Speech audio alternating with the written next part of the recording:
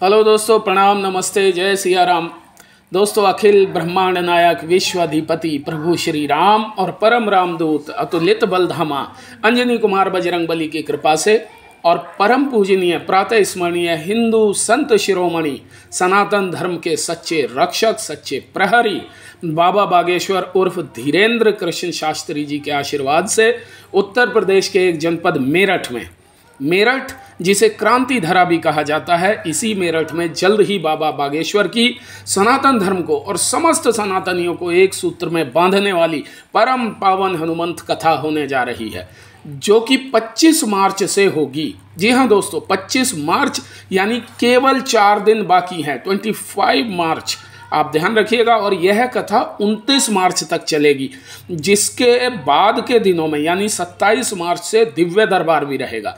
दिव्य दरबार जिसमें दीन दुखी कष्टों विघ्नों से संघर्ष करते लोगों को प्रभु राम और हनुमान जी की कृपा और बागेश्वर धाम की शक्ति से पंडित धीरेन्द्र कृष्ण शास्त्री रास्ता दिखाते हैं। जैसा कि आप में से बहुत लोग जानते ही होंगे कि दिव्य दरबार में बिना किसी से कुछ पूछे, बिना किसी की कोई जानकारी लिए ही बाबा बागेश्वर पर्चे पर पहले से ही सब लिख देते हैं। और आपकी परेशानी क्या है, आपके दुख दर्द क्या हैं, आप जीवन में किन परेशानियों और उलझनों से गुजर रहे हैं और उसका निवारण क्या है, दिव्य दरबार में हर परेशान दुखी व्यक्ति की अर्जी लगाई जाती है और अर्जी स्वीकार हो, सारे कष्टों का समाधान और रास्ता बजरंगबली की कृपा से बाबा बागेश्वर दिखाते हैं। दोस्तों, आइए मेरठ उत्तर प्रदेश में होने वाली इस मोक्षदायिनी हनुमंत कथा और दिव्य दरबार की पूरी जानकारी मैं आपको देता हूं। आइए चलते हैं मेरठ में इस कथा के जो संयोजक आयोजक हैं नीरज मित्तल जी और उनकी टीम के पास और विस्तार से जानते हैं कि क्या क्या तैयारियां हैं और क्या क्या इंतजामात किए जा रहे हैं। तो आइए जानते हैं नीरज मित्तल जी से।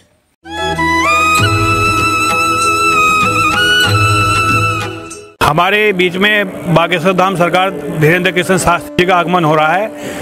ये कथा जागृत बिहार एक्सटेंशन में होगी और इसकी व्यवस्था बहुत ही ऊंचे स्तर पर चल रही है। अभी से पंडाल का काम करीब 3-4 दिन पहले शुरू हो चुका है। हमारा पंडाल 350 बाई 850 का है। इसमें लगभग 1.5 लाख लोगों की बैठने की व्यवस्था है, जो आराम से बैठ सकते हैं। और संख्या ज़्यादा बढ़ती है तो हमने एक्सटेंशन के लिए भी सामान पहले से ही मंगा कर रख रखा है, चाहे उसमें संख्या 3 लाख हो 4 लाख हो, सबके लिए समुचित व्यवस्था बैठने की जाएगी।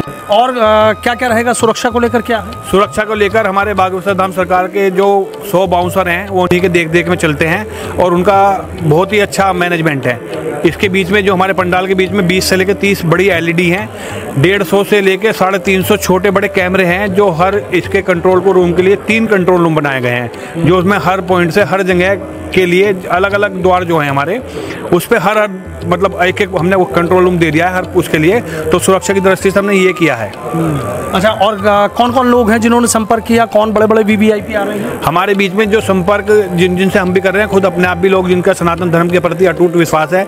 अभी आपने प्रयागराज में भी देखा होगा कितने सनातन धर्म भी वहाँ पहुँचे हैं। तो हमारे बीच में उप मुख्यमंत्री केशव प्रसाद मौर्य जी, ब्रजेश पाठक जी और हमारे प्रेरणा स्रोत मनोज तिवारी जी सांसद दिल्ली, कपिल देव अग्रवाल जी, नंद गोपाल नंदी जी, नरोत्तम मिश्रा जी से हमें स्वीकृति मिल चुकी है।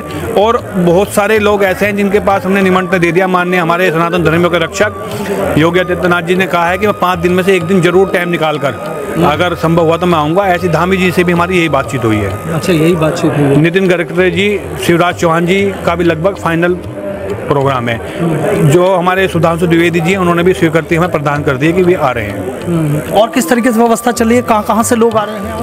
आने के लिए पूरे प्रदेश, पूरा यूपी से मेरे पे फ़ोन आ रहे हैं। मेरा फ़ोन रेगुलर बज रहा है। जितने भी कथा संयोजक हैं, आयोजक हैं, सबका फ़ोन हो कि बहुत स्थिति खराब है।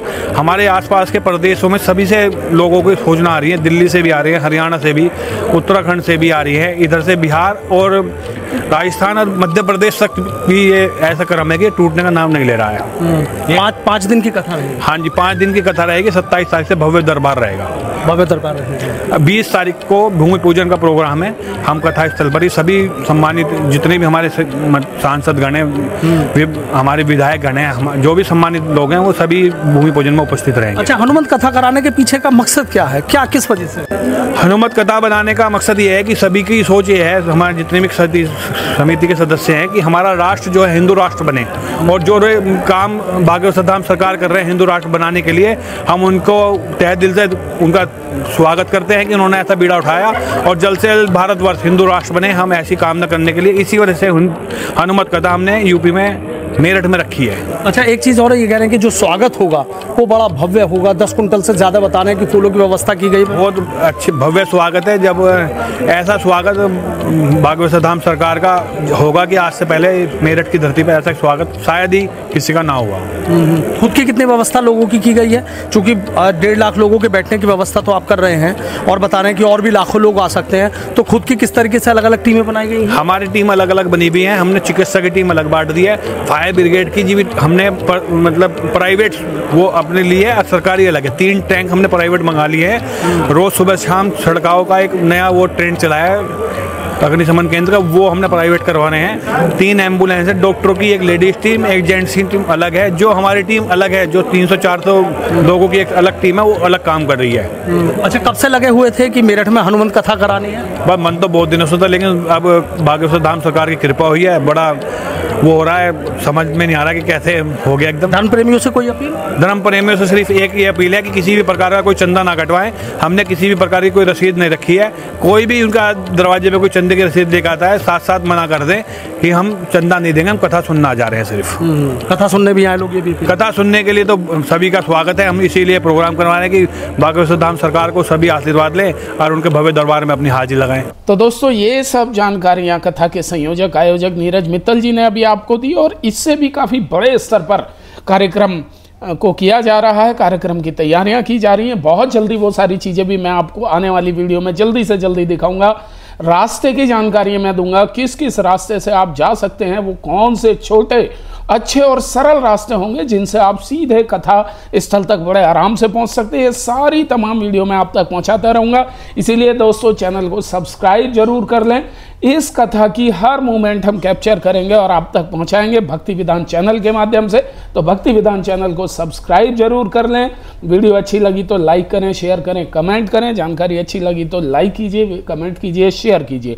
और दोस्तों, मेरी भी व्यक्तिगत रूप से आपसे अपील है कि इस दिव्य कथा में आप जरूर आइए। सभी सनातन धर्मावलंबियों को, सभी सनातन के चाहने वालों को इस कथा में जरूर पहुंचना चाहिए। और बाबा बागेश्वर का आशीर्वाद, श्रीमंत हनुमंत का अतुलित बलधामा का आशीर्वाद, प्रभु श्री राम की कृपा सभी सनातनियों पर बनी रहे।